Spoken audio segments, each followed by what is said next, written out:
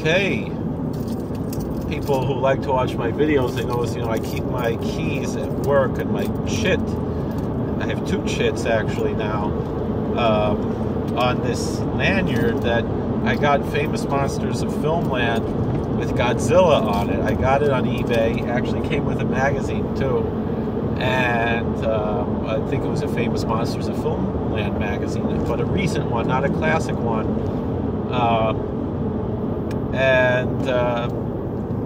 Since I'm a little kid, I've been a big fan of Godzilla.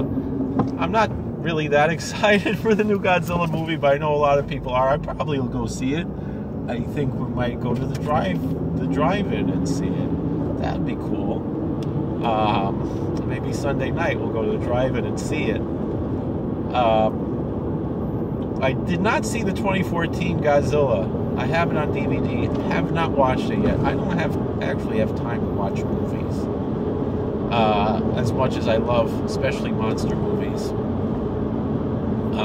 To set aside time to do something like that, it's a devotion that I don't have time for, because I have real devotions to be worried about not watching movies. I mean, we go to Monster Bash. They really don't do much in the lines of Godzilla at Monster Bash. They did Gamera last year, and they had Carl Craig there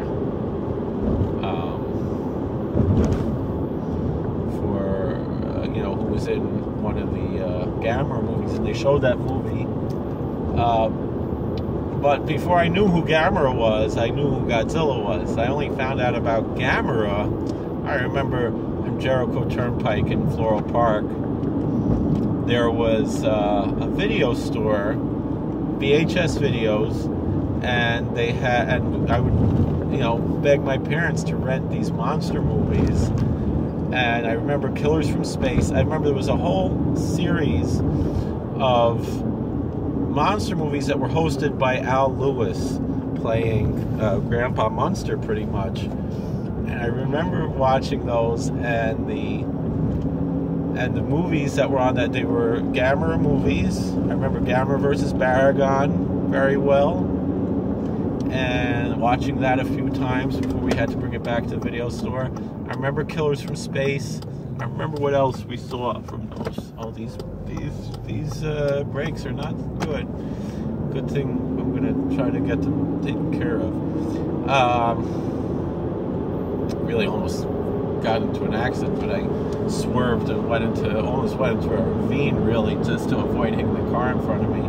Probably shouldn't drive so fast. Anyway, so I knew Gamera, and it was always hard to find the Godzilla movies.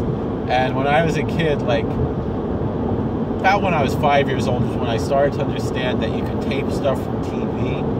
And then after a while, it became like, what did I want for my birthday or for a holiday present would be, I would make a list of the movies I don't have yet that I wanted, and that's what I would go to get. And I remember I used to write on the tape, the VHS tape, whether I bought it or whether I taped it off TV. I would put Monsters with an exclamation point and then a number.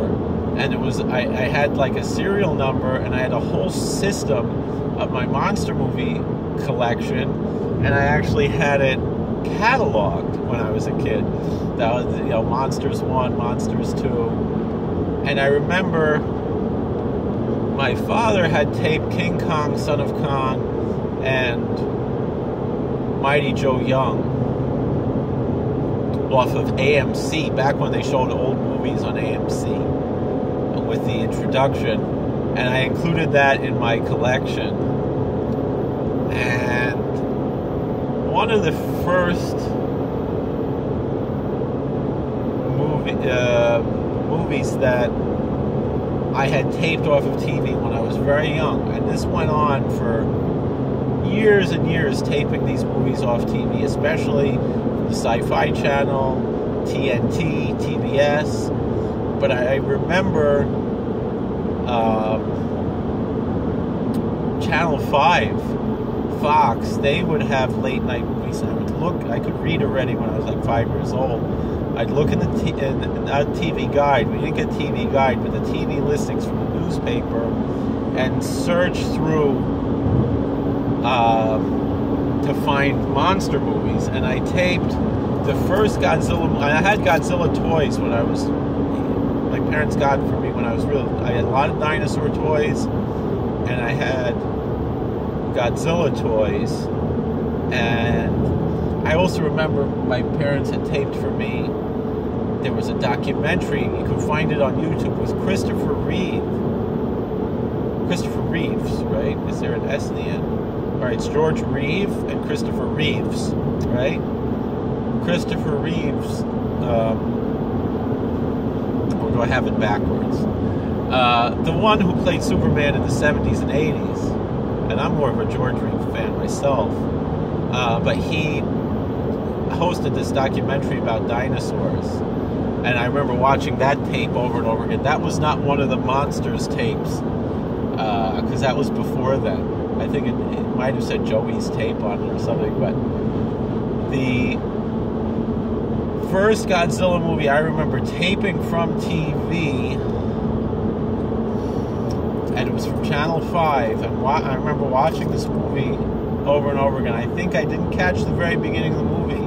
That was one of the worst things about setting up the VCR to tape these movies, is if you didn't set it up right, you missed the first few minutes of the movie. I remember The Giant Claw was one of those.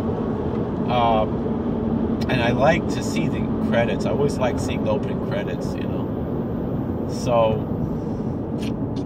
these breaks. So, the first Godzilla movie I'd ever seen was Godzilla vs. Megalon. I don't know if it's the first one I ever saw. It was the first one I clearly remember. It was the first one I taped. I think that was already Monsters 3, if I'm not mistaken, with an exclamation point. Sometimes I had themes to them. Sometimes they did, and sometimes I didn't. I remember Giant Fun, because the Sci-Fi Channel played The Amazing Colossal Man, The War of the Colossal Beast, and then I think maybe TNT had Attack of the 50-Foot Woman, and we had all of, I put all of those on one tape, and I put like Giant Fun or something. I don't remember, but these are, when I was a kid, the types of things. I always draw pictures of Godzilla and monsters and things like that, but excuse me. I remember before I saw Godzilla vs. Megalon, I had those toys. So I used to, I had a Godzilla toy, and I had one that was kind of like Gigan, except he only had one fin. He didn't have 3 fins like Gigan has, and he had 2 claws on his finger, not one big, sword claw like Gigan has, and he was yellow.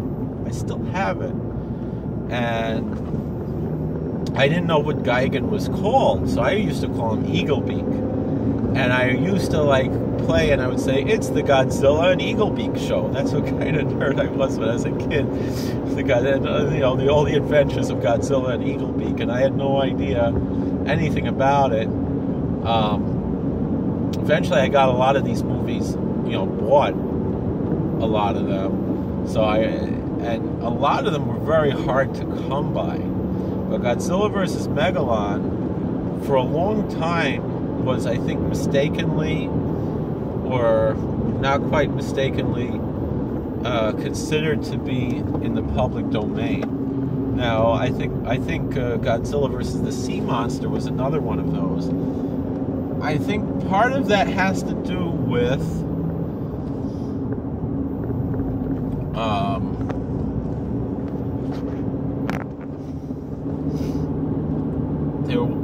for the same reason, the old Alfred Hitchcock movies from England were considered to be in the public domain, and a lot of other movies from England were considered to be in the public domain. I was obsessed with that, with which movies were in the public domain, because I knew I could copy them and not be infringing any FBI rules. And actually, I tried to sell, the tapes that I copied, putting 2 VCRs together, copying tapes from the public domain movies. I wasn't successful at it.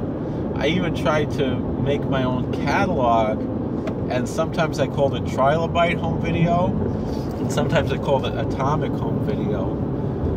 these are just the memories I have when I was a kid, and trying to, start a little business selling copied VHS tapes that I just copied,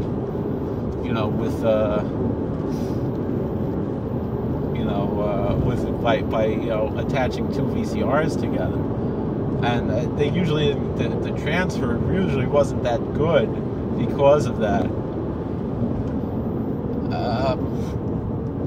Now, Godzilla vs. Megalon is an interesting movie because it's like the epitome of the superhero Godzilla movie, and it was great fun for a 5-year-old kid to watch that movie.